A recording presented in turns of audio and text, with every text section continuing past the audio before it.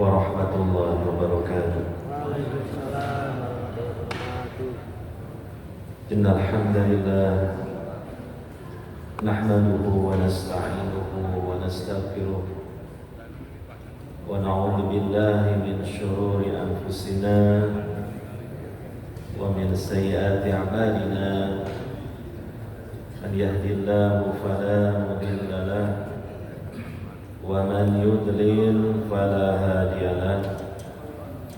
Asyhadu an la ilaha illallah wahdahu la syarika lahu wa asyhadu anna Muhammadan abduhu wa rasuluh sallallahu alaihi wa ala alihi wa sahbihi ajma'in wa man tabi'ahum bi ihsanin ila yaumiddin.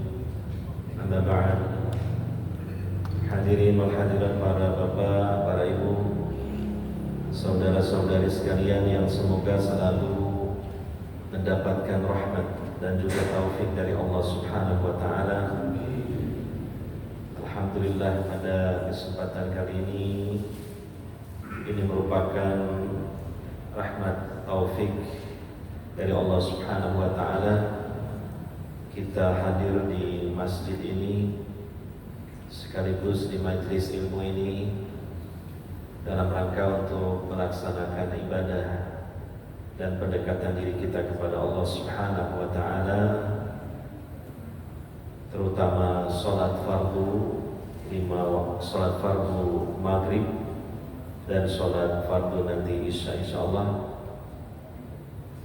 Demikian juga kita bersama-sama mempelajari dinil Islam, agama Islam, melalui kajian kitab Al-Adabul Mufrad karya Imam Al-Bukhari rahimahullahu ta'ala. Seiring dengan perjalanan waktu, saya mengingatkan kepada diri saya pribadi dan hadirin hadirat sekalian, mari kita terus berjuang untuk mendekatkan diri kepada Allah Subhanahu wa taala. Karena saatnya berjumpa dengan Allah Subhanahu wa taala semakin dekat. Setiap kita pasti akan menemui titik ajalnya. Kullu nafsin dha'iqatul maut. Setiap makhluk Allah yang hidup, yang bernyawa, maka pasti akan merasakan kematian. Waktunya kematian kita tidak bisa memastikan, karena itu merupakan rahasia Allah Subhanahu wa taala. Tapi kita bisa memastikan bahwa seiring dengan perjalanan waktu, maka kita semakin mendekati titik kematian itu. Untuk itulah mari kita berusaha untuk senantiasa mendekatkan diri kepada Allah Subhanahu wa taala. Senantiasa kita disiplin melaksanakan ibadah kepada Allah Subhanahu wa taala, terutama melaksanakan sholat fardu 5 waktu. Karena sholat fardu 5 waktu merupakan tiang agama kita. Karena sholat fardu 5 waktu ini adalah hubungan yang sangat dekat dan khusus seorang hamba kepada Allah Subhanahu wa taala. Karena dengan sebab melaksanakan sholat 5 waktu, dosa-dosa kita diampuni oleh Allah Subhanahu wa ta'ala. Dan karena dengan sebab sholat 5 waktu, Allah Subhanahu wa ta'ala akan menjaga Islam dan iman kita. Karena di dalam sholat 5 waktu kita senantiasa berdoa kepada Allah Subhanahu wa ta'ala untuk istiqomah di atas hidayah melalui bacaan surah Al-Fatihah, terutama ayat ihdinas siratal mustaqim siratal ladzina an'amta 'alaihim ghairil maghdubi 'alaihim waladdallin. Hadirin wal hadirat yang dimuliakan oleh Allah Subhanahu wa taala, kita lanjutkan kembali kajian kitab Al-Adabul Mufrad yang sebelumnya kita mungkin libur sementara waktu karena kita ganti dengan aktivitas yang khas di bulan Ramadan. Liburnya bukan karena libur kegiatan kita libur, tetapi digeser saja ibadahnya. Ya, di bulan Ramadan itu mungkin diliburkan dulu pengajian-pengajiannya dan fokus untuk mengisi kegiatan-kegiatan yang khas di bulan Ramadan, terutama di malam harinya melaksanakan sholat tarawih secara berjamaah. Maka kita kembali untuk melanjutkan kajian kita kitab Al-Adabul Mufrad. Bab yang terakhir kali kita bahas adalah tentang bab husnul khuluqi idza faquhu. Bab tentang akhlak yang baik apabila faqih, apabila faham dalam agama Islam. Artinya akhlak yang baik yang dilandasi dengan ilmu yang bersumber dari Al-Quran dan juga Sunnah Nabi Sallallahu Alaihi Wasallam. Dan karena dilandasi dengan ilmu, maka di dalam berakhlak ini juga diniatkan ikhlas karena Allah Subhanahu Wa Taala, mengharapkan keridhaan, rahmat dan surganya Allah Subhanahu Wa Taala. Hadis selanjutnya, An Abi Hurairah qala, dari sahabat Abu Hurairah, beliau mengatakan, qala Rasulullah sallallahu alaihi wasallam, bersabda Rasulullah sallallahu alaihi wasallam, tadruna ma aktsaru ma yudkhilun nar? Qalu Allahu wa rasuluhu a'lam. Qala al-ajwafani al-farju wal-fam. Wa ma aktsaru ma yudkhilul jannah? Taqwallahi wa husnul khuluq. Hadis ini juga diriwayatkan oleh Imam Ibnu Majah, demikian juga Imam Ahmad, dan juga ini dinukil oleh Imam Al-Bukhari dalam kitabnya ini Al-Adabul Mufrad. Ini adalah hadis yang sahih. Telah bersabda Rasulullah sallallahu alaihi wasallam, kalian apakah tahu apa yang banyak memasukkan manusia ke dalam neraka? Perkara apa yang banyak memasukkan manusia ke dalam neraka? Para sahabat kemudian mengatakan, Allah dan Rasulnya yang lebih tahu. Nah, ini adalah para sahabat, ya, etika dan adab mereka dalam membahas masalah agama, dalam membicarakan masalah agama. Ketika ditanya dan mereka tidak tahu jawabannya, maka secara jujur dan sportif mereka mengatakan tidak tahu. Allah dan Rasulnya yang lebih tahu. Nah, ini juga merupakan teladan bagi kita dalam masalah agama, yang itu merupakan wahyu dari Allah Subhanahu wa Ta'ala. Maka jangan kemudian kita mengada-ngada, jangan kita berbicara dalam masalah agama mengikuti perasaan atau perkiraan kita. Tetapi apa? Masalah agama ini tentunya harus didasarkan kepada ilmu, ya, berupa wahyu dari Allah Subhanahu wa Ta'ala, yaitu Al-Quran dan Sunnah Nabi Sallallahu Alaihi Wasallam yang sahih. Para sahabat demikian, ketika ditanya oleh Nabi Sallallahu Alaihi Wasallam dan mereka tidak tahu, mereka mengatakan apa adanya, yaitu Allah dan Rasulnya yang lebih tahu. Nah, ini adalah akhlak juga di sini. Ya. Makanya sebagian ulama mengatakan ucapan la adri, ucapan saya tidak tahu ketika ditanya masalah agama yang memang tidak tahu jawabannya. Mengatakan saya tidak tahu, ini kata para ulama nisful ilmi, setengah tahu. Jadi ucapan tidak tahu itu ketika memang tidak tahu dalam masalah agama adalah setengah tahu, setengah ilmu. Kenapa disebut dengan setengah ilmu? Ya. Dia tidak tahu jawabannya, itulah setengah tidak tahunya.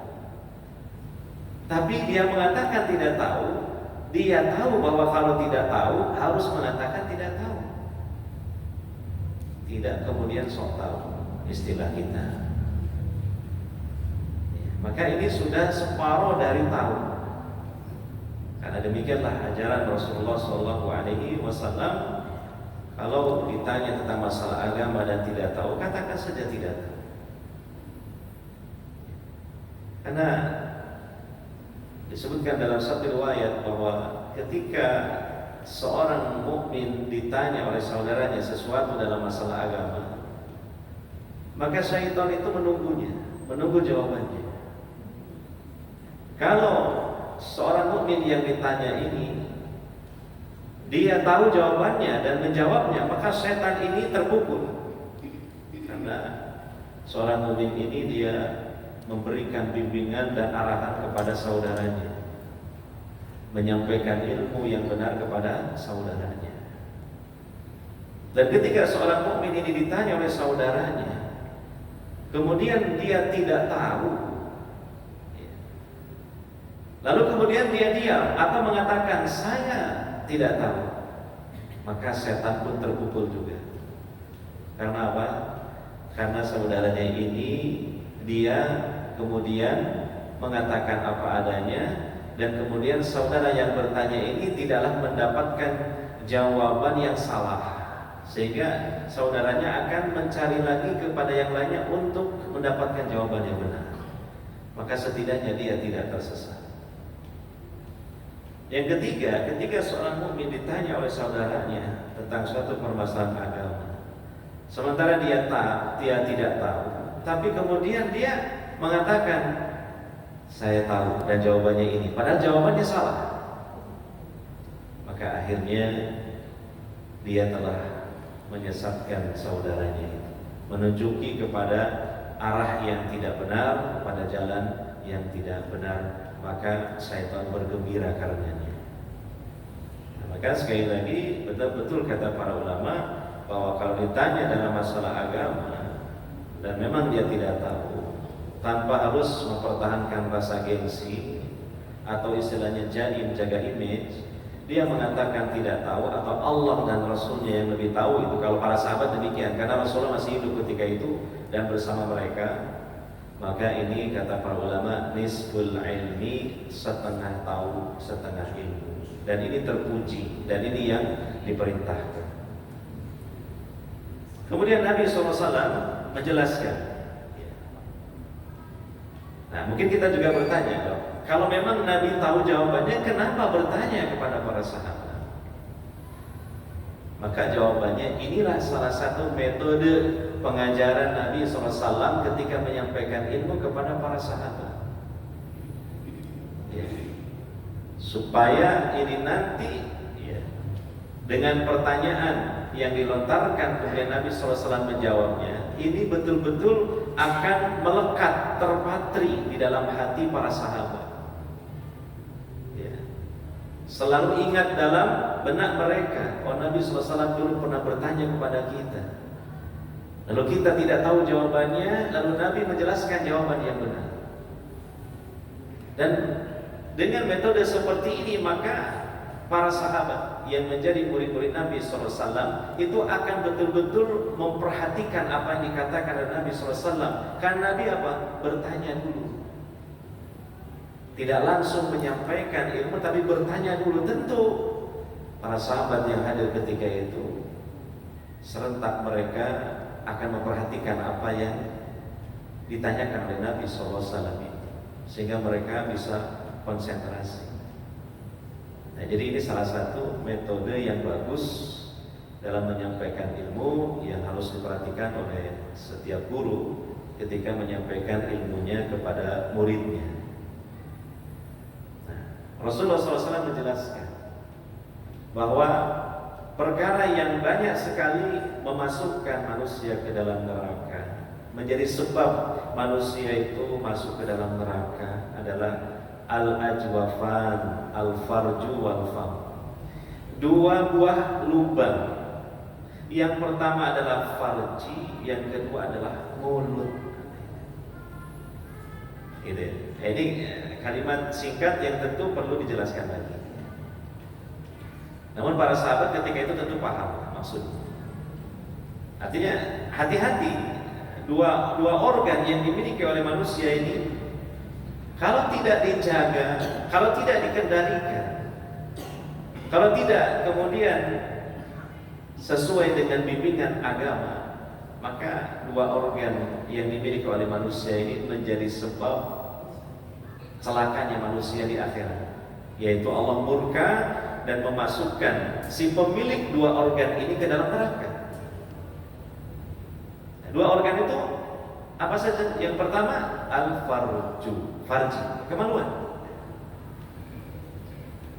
Ya, artinya ini kemaluan ini ya, karena manusia yang normal itu memiliki hasrat, memiliki syahwat ya kepada lawan jenisnya, kebanyakan demikian.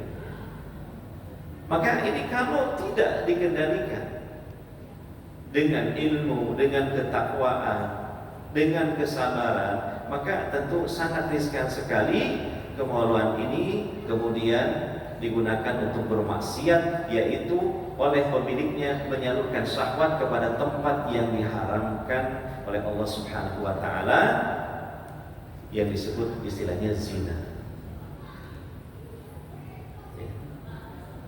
Dan ini fitnah yang sangat besar, yang sangat riskan terhadap para kaum pria ya. Nabi SAW mengatakan, ma taraktu fitnatan ba'di adarra 'ala rijal minan nisa. Tidaklah aku tinggalkan sepeninggalku sebuah fitnah yang paling membahayakan bagi kaum laki-laki melainkan fitnah wanita. Karena apa? Karena seorang laki-laki yang normal dan telah berusia dewasa, dia memiliki syahwat dan apa? Keinginan dalam hatinya yang paling besar terhadap hal-hal duniawi yang paling utama, yang nomor satu adalah kepada wanita. Seperti yang Allah sebutkan di Al-Quran surah Ali Imran, zuyyina lin-nasi hubbus syahawati minan nisa'i wal banin wal qanatiril muqantarati min adh-dhahabi wal fiddah dan seterusnya. Ayat berapa itu? 13 ya. Dijadikan indah bagi manusia, maksudnya bagi kaum laki-laki ya. Keinginan mengikuti syahwat.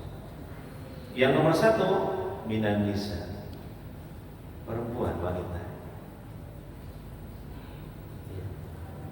Maka dari iming-iming yang mungkin terkadang ada di hadapan laki-laki untuk dimiliki, yang paling kuat dari keinginan laki-laki untuk segera mendapatkannya adalah wanita.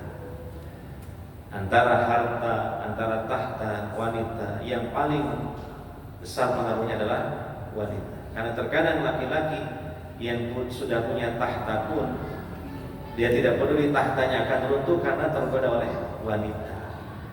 Demikian juga laki-laki yang memiliki banyak harta, dia akan keluarkan hartanya sebanyak-banyaknya sekalipun asalkan dia mendapatkan wanita yang diidamkannya.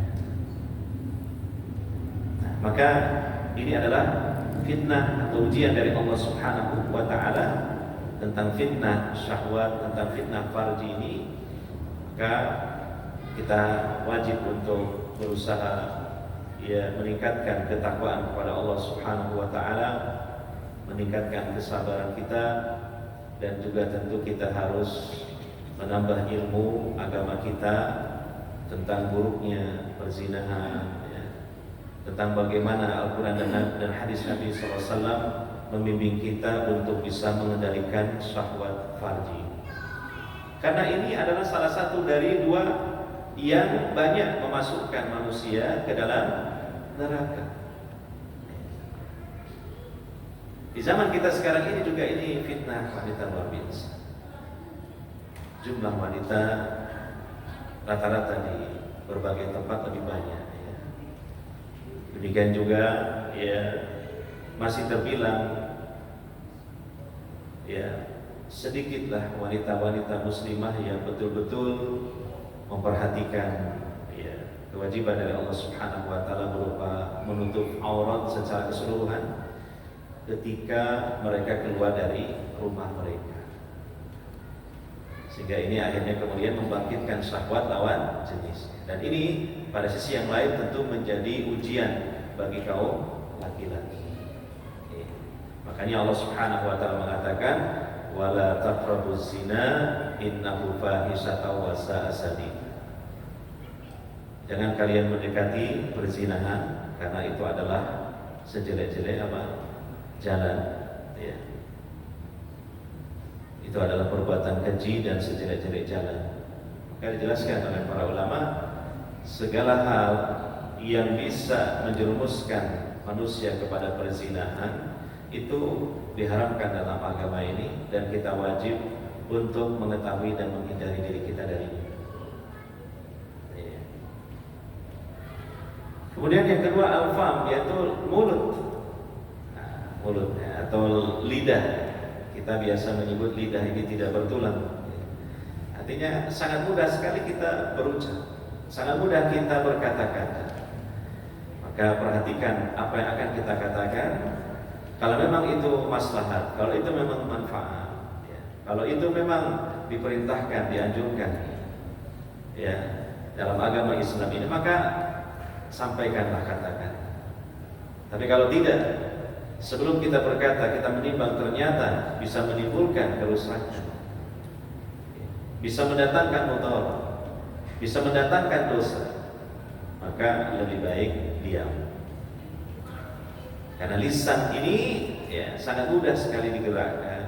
Karena mulut ini sangat mudah sekali untuk mengeluarkan kata-kata, maka tentu sangat riskan sekali jatuh ke dalam dosa. Oleh karenanya wajib bagi kita untuk pandai mengendalikan lisan ini, tentunya dengan bimbingan agama kita. Nah, sudah banyak ya ayat-ayat Quran maupun hadis-hadis Nabi SAW yang merupakan bimbingan bagi kita dalam menjaga lisan ini. Nah, inilah yang dikatakan oleh Nabi SAW, dua lubang al-ajwafan, yaitu al-farju wal fam, yang ini merupakan perkara yang banyak memasukkan manusia ke dalam neraka. Maka hendaknya kita berhati-hati. Kemudian selanjutnya Nabi SAW mengatakan, dan apa yang paling banyak memasukkan manusia ke dalam surga? Kebalikannya. Kalau tadi adalah yang paling banyak memasukkan manusia ke dalam neraka, berikutnya adalah apa yang paling banyak memasukkan manusia ke dalam surga. Nabi langsung menjelaskan taqwallahi wa husnul khuluq, yaitu bertakwa kepada Allah dan akhlak yang mulia, akhlak yang baik. Nah, ini yang menjadi dalil dalam bab yang kita bahas, kitab Al-Adabul Mufrad, yaitu husnul khuluq merupakan salah satu dari dua perkara yang paling banyak memasukkan manusia ke dalam surga. Oleh karenanya dari penjelasan Nabi SAW ini merupakan suatu motivasi, dorongan bagi kita untuk kita belajar akhlak yang mulia, melatih diri dalam kehidupan sehari-hari untuk bisa melaksanakan akhlak yang mulia, membiasakan diri untuk berakhlak yang mulia. Karena apa? Karena ini adalah perkara yang banyak memasukkan manusia ke dalam surga. Memang berakhlak yang mulia ini tidak mudah, ya sulit. Oleh karenanya lah, maka hadiahnya pun istimewa, yaitu surga. Karena memang tidak mudah untuk bisa menampilkan akhlak yang mulia. Ya, itu tadi pertama ya, kita harus banyak belajar tentang akhlak yang mulia, dan tentunya yang paling utama kita mempelajari bagaimana akhlaknya Nabi Muhammad SAW. Karena beliau adalah manusia terbaik, terutama dalam masalah akhlak yang mulia. Bahkan beliau adalah Rasul terbaik dalam akhlak yang mulia. Allah Subhanahu wa Ta'ala saja menyanjung Nabi SAW tentang akhlaknya yang mulia dalam Al-Quran. Wa innaka la'ala khuluqin 'azim, dan sesungguhnya engkau Muhammad berada pada kedudukan akhlak yang agung. Maka kita pelajari akhlak Rasulullah SAW. Nah, di antaranya kita mempelajari kitab Al-Adabul Mufrad. Ini kan mempelajari adab akhlak Nabi Sallallahu Alaihi Wasallam, terutama melalui hadis-hadis yang disampaikan oleh Nabi Sallallahu Alaihi Wasallam atau hadis-hadis yang merupakan kesaksian para sahabat yang menceritakan tentang akhlak-akhlak yang mulia yang dimiliki oleh Nabi Sallallahu Alaihi Wasallam. Hadirin wal hadirat yang dimuliakan oleh Allah Subhanahu wa Ta'ala. Selanjutnya hadis yang berikutnya dari Usama bin Syarif, beliau mengatakan, "Kuntu 'inda Nabi sallallahu alaihi wasallam." Aku dulu pernah berada di samping Nabi sallallahu alaihi wasallam. Wa ja'atil a'rabu. Datanglah orang-orang A'rab, orang-orang Arab yang hidup di pedalaman, yang rata-rata mereka ya tingkat pendidikannya rendah dan biasanya memiliki adab yang rendah, etika yang kurang. Kemudian selanjutnya nasun katsirun min hauna wa hauna. Nah, ketika itu ada juga sekelompok manusia yang banyak yang ada di sebelah sini dan di sebelah sana. Ini menurut penjelasan Usama bin Syarif. Fasakatan nasu la yatakallamuna ghairuhum. Maka orang-orang selain orang-orang Arab tadi, mereka diam, tidak mau berbicara selain mereka, orang-orang Arabi tadi. Itu biasanya sahabat demikian. Kalau nanti ada orang-orang yang mau bertanya kepada Nabi SAW, mereka memilih untuk diam. Ya. Mereka sabar menjadi pendengar untuk memperhatikan apa yang ditanyakan oleh orang-orang itu, dan mereka menunggu serta menyimak jawaban dari Nabi SAW.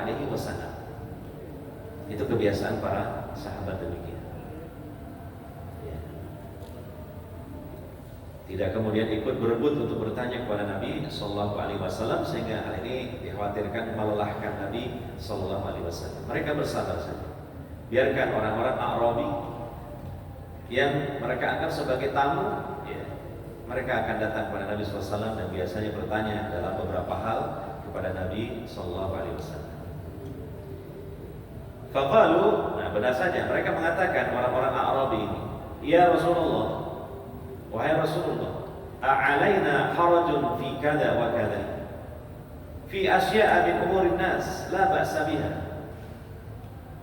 Ya. Wahai Rasulullah, apakah kita ini berdosa dalam perkara ini, perkara itu, dalam perkara-perkara manusia?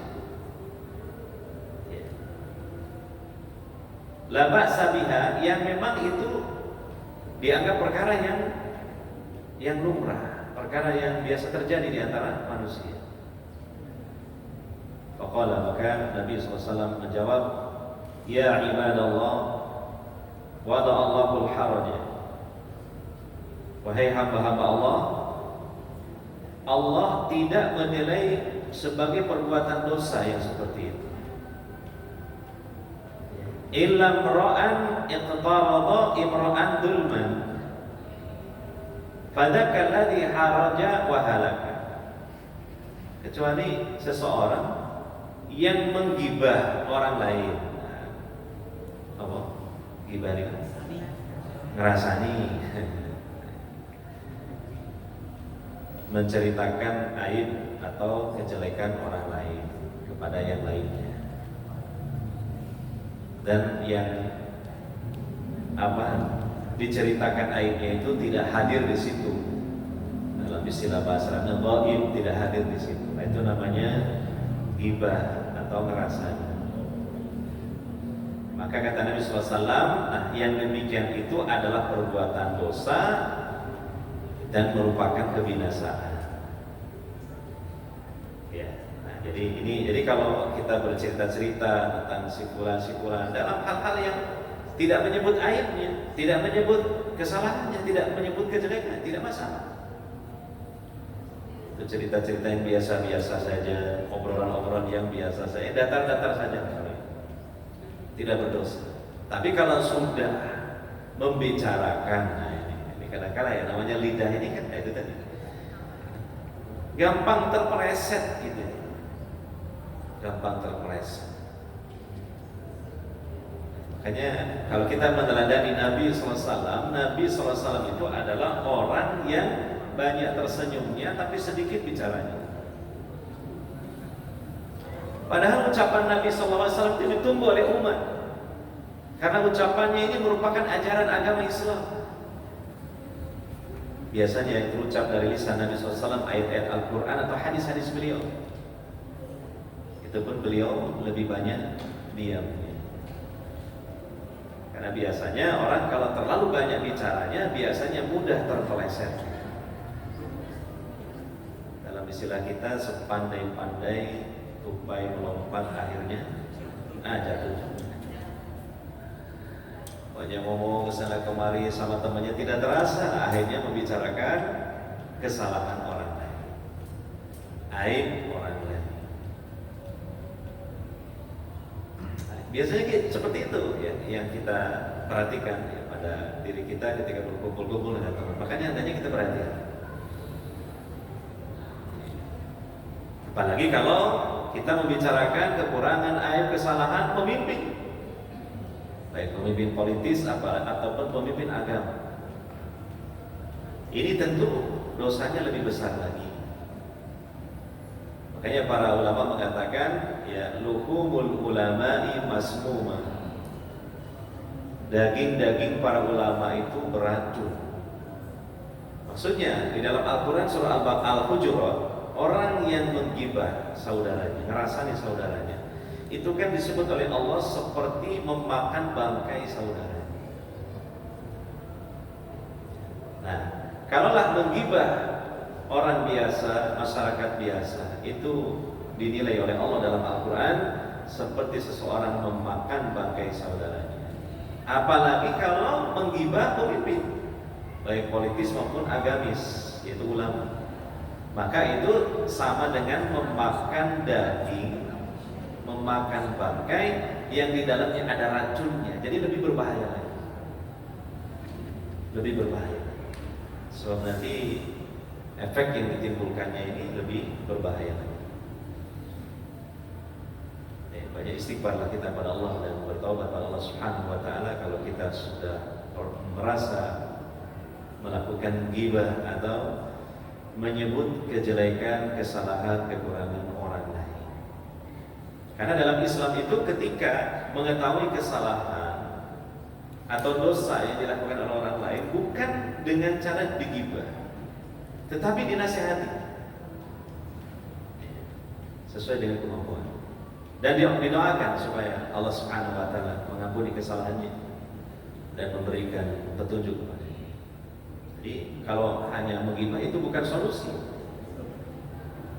Itu namanya mempermasalahkan masalah dengan semakin menambah masalah, bukan solusi. Iya. Nah ini kata Nabi Sallallahu Alaihi Wasallam. Kalau ucapan-ucapan biasa tidak berdosa, tapi kalau sudah menggibah saudaranya, maka itulah dosa dan kebinasaan. Selanjutnya, qalu, mereka orang Arabi mengatakan, bertanya lagi, ya Rasulullah, ana tadawa, wahai Rasulullah, bolehkah kita ini berobat kalau sakit?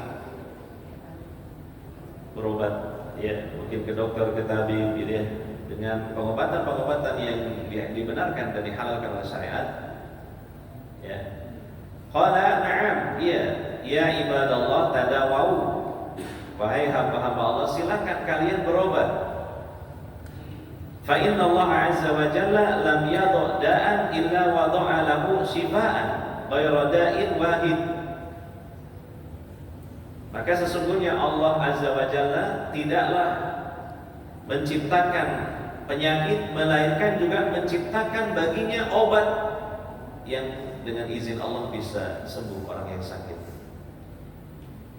Jadi setiap penyakit ada obatnya. Kalau ada satu penyakit kok nggak ada obatnya, itu sebenarnya ada cuma belum ditemukan. Ghairu da'in wahid, kecuali ada satu penyakit yang tidak ada obatnya. Nah itu cuma satu. Bisa dibayangkan berapa penyakit jumlahnya? Mungkin ribuan jumlahnya. Itu semua ada obatnya. Hanya ada satu penyakit yang tidak ada obatnya. Qalu, orang-orang Arabi bertanya, "Wa ma huwa ya Rasulullah?" Penyakit apa itu yang tidak ada obatnya? Qala, Nabi menjawab, al-haram. Ketuaan. Tua, itu enggak ada obatnya. Ya, kalau orang sudah termakan usia, maka ya sudah, dia menjadi tua, itu enggak ada obat. Ada banyak orang pingin awet muda, ada orang ingin panjang umurnya, tapi dia tidak ingin tua, ya sulit. Ada orang banyak ingin panjang umurnya, tapi ingin muda terus, itu ya sulit, mustahil. Kalau panjang umur ya otomatis nanti memasuki usia tua, usia senja, di mana di situ sudah terjadi penurunan kualitas fisiknya. Rambutnya yang tadinya lebat, kemudian sudah banyak yang rontok. Rambutnya yang tadinya hitam, ya sudah kemudian banyak berubah warnanya menjadi putih.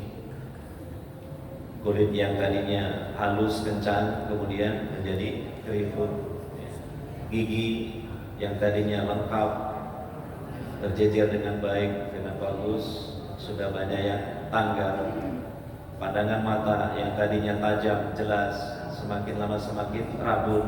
Nah itulah ketua. Itulah kata Nabi SAW, satu penyakit yang tidak ada obat. Adapun penyakit-penyakit yang lain ada obatnya, itu kata Nabi SAW begitu.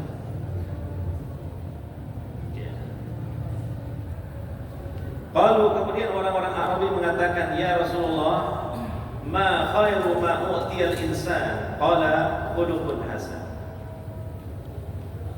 Orang-orang Arabi bertanya lagi kepada Nabi SAW, wahai Rasulullah, apa pemberian yang terbaik yang diberikan kepada manusia? Qala, Nabi menjawab, khuluqun hasan, akhlak yang baik, akhlak yang mulia. Nah, ini ya.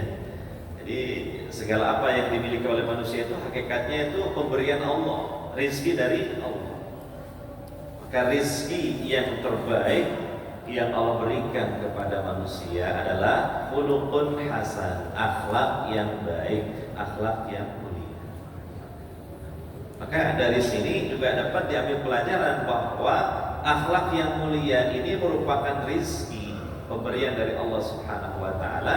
Oleh karenanya bisa kita minta kepada Allah, karena ini adalah pemberian dari Allah. Karena ini merupakan rizki dari Allah, berarti bisa kita minta kepada Allah, sebagaimana kita meminta pemberian-pemberian yang lain, sebagaimana kita meminta rizki-rizki yang lain. Oleh karenanya akhlak yang mulia, ya, ketika kita memang menginginkan untuk memilikinya, maka tentu usaha kita adalah dengan belajar, kemudian mengamalkannya, melatih diri untuk beramal, berakhlak yang mulia. Kemudian juga apa? Berdoa kepada Allah Subhanahu wa Ta'ala supaya Allah anugerahkan akhlak yang mulia. Ya, termasuk doa yang diajarkan oleh Nabi SAW, misalnya Allahumma inni as'alukal huda wat tuqa wal afafa wal ghina. Ya Allah, sesungguhnya aku memohon kepada Engkau al-huda, petunjuk, ya, wat tuqa, ketakwaan, wal afaf, yaitu mampu menjaga diri dari melakukan maksiat, wal ghina, dan kekayaan hati. Nah, ini di dalamnya terdapat akhlak yang mulia, ketakwaan. Tentu di dalamnya ada akhlak yang mulia. Kemudian juga al-huda, petunjuk, itu juga di dalamnya ada akhlak yang mulia. Kemudian juga al-afaf, menjaga diri dari maksiat. Nah, ini juga termasuk di dalamnya akhlak yang mulia. Karena akhlak-akhlak yang jelek itu tentunya adalah maksiat. Padahal kita memohon kepada Allah Subhanahu wa taala supaya diberi kemampuan untuk menghindari maksiat. Demikian juga al-ghina, artinya kekayaan hati. Nah, ini juga akhlak yang mulia. Menerima apa yang Allah berikan kepada kita, ridho kepada pemberian Allah Subhanahu wa taala, tidak hasad kepada yang dimiliki oleh orang lain, merasa cukup dengan apa yang ada, ya, tidak rakus pada apa yang belum ada. Nah, ini adalah akhlak yang mulia. Maka bisa diminta kepada Allah Subhanahu wa taala. Karena apabila kita dianugerahi oleh Allah Subhanahu wa taala akhlak yang mulia, maka derajat kita akan meningkat di hadapan Allah Subhanahu wa taala. Ya. Dan juga Allah Subhanahu wa taala dengan rahmatnya di akhirat akan memberikan kepada kita surganya. Karena kata Nabi SAW dalam hadis sebelumnya, perkara yang banyak memasukkan manusia ke dalam surga adalah akhlak yang mulia. Hadirin hadirat yang dimuliakan oleh Allah Subhanahu wa taala, mungkin sampai di sini saja kajian kita pada kesempatan kali ini. Sudah kita dengar kumandangan azan Isya. Maka waktu untuk kajian kita pada kesempatan kali ini sudah habis. Semoga bermanfaat apa yang kita baca dan kita pelajari pada kesempatan kali ini. Dan mohon maaf dari saya bila ada kekhilafan dan kesalahan. Subhanakallahumma wa bihamdika asyhadu an la ilaha illa anta astaghfiruka wa atubu ilaik. Wa sallallahu ala nabiyyina Muhammadin wa ala alihi wa sahbihi ajmain. Alhamdulillahirabbil alamin. Assalamualaikum warahmatullahi wabarakatuh.